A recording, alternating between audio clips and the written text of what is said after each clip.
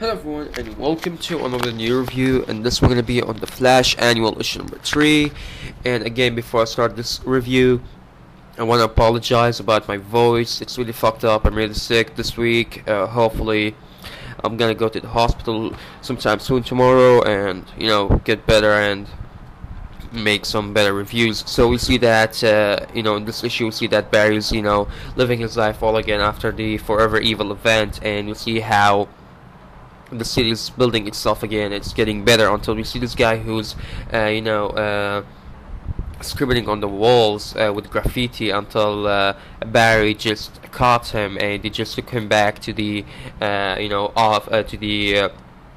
police station, and they just took him into custody for now. We see that Barry Allen is actually kind of, late. We see that a lot of signs here. We see that Barry Allen went to a different country to get something for Patty, and the moment he get back to drink his coffee, it was cold, and later on we see that he actually took 15 minutes to go to that country and come back again. It actually took him, it actually should take him only a few seconds, not more than that, but it took him 15 minutes. That's why even the food that he got for Patty even melted. So we saw a lot of great stuff, and we saw that Iris came to, bail out a kid who was captured earlier, and we finally know that it's Wally West. And yes, it's confirmed. He is the black African kid right here. He is Wally West. And one more thing, Iris here is kind of a black African woman as well. So I think it's kind of related, or there's a connection between the comic book and the TV show that's going to be out soon. So I'm thinking we might be getting a Wally West as well in the TV show, which is going to be maybe a good one as well. So we see that the Wally West hasn't had any kind of a parent. He was in the foster house and some other shit, and she wanted Barry Allen to take care of him. And later on they take us to 20 years from now until, Barry Allen with his blue suit. We see him going to the to the grave of Wally West after he died, and he'll be apologizing to Iris for not being there.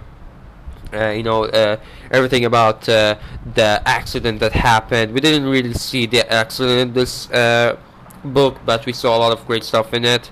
We saw how Barry Allen blamed himself for the death of Wally West. We saw how he took Wally West as his own son. So later on we see that actually Barry Allen got this case on his hands that he wanted to take care of, and he finds out that Margolo, this guy, he's not responsible for the killing of the victim, and he wanted to prove him innocent, of course. So later on we see, they take us again to 20 years from now. We see that Gorilla Grodd is kind of feeding on brain cells, and we kind of see the Flash symbol on him, and we know that there's other stuff happening on this issue. We see that actually this whole thing started between Gorilla Grodd and the Flash himself. There was this moment where they started to talk all about the Speed Force and what happened, and how actually Gorilla Grodd had these powers of the Flash himself, the Speed Force as well. So I don't know, it's pretty interesting so far. And we saw later on that the Flash, or Barry Allen, he's just getting rejected for what he came up with the evidence about the victim and about the criminal that we saw earlier on. And we saw some other stuff. We saw that there's this people who are trying to rob this museum, which has a lot of paintings, and we saw that the Flash is kind of under control, and he couldn't really move until he just used his powers, which were pretty cool. I felt like it was so amazing. He could actually get out of that situation in that way. And we saw in the end of that fight that the Flash could have actually left someone to die, but he was like, it doesn't really make any sense.